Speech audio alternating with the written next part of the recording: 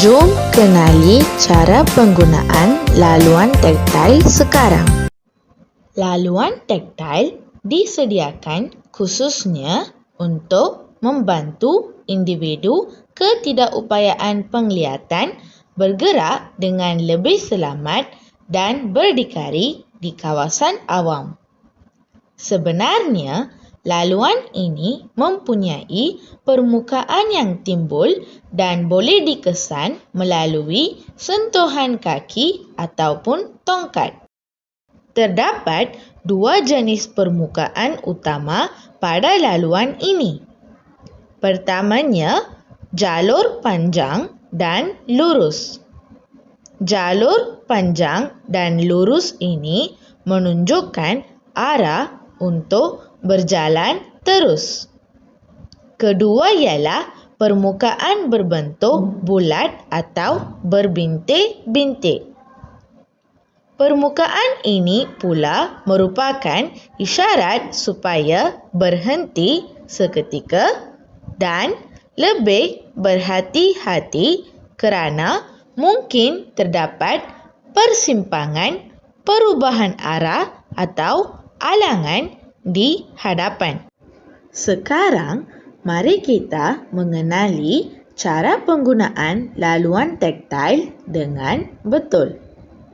Pertama, kenal pasti destinasi yang hendak dituju dan pastikan kedudukan badan berada dalam keadaan stabil.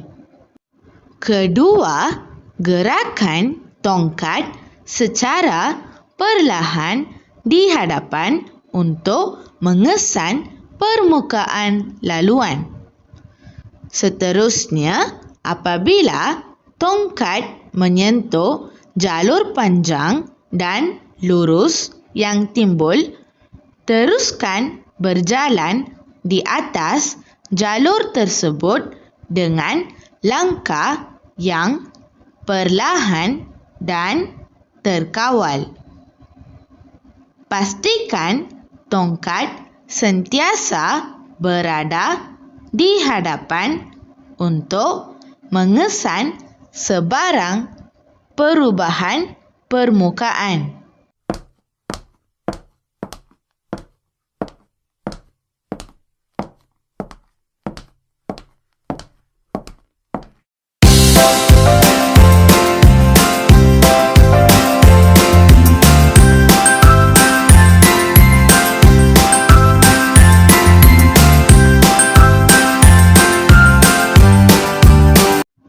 Jika tongkat mengesan permukaan berbentuk bulat atau berbintik-bintik, berhenti seketika. Jangan terus melangkah.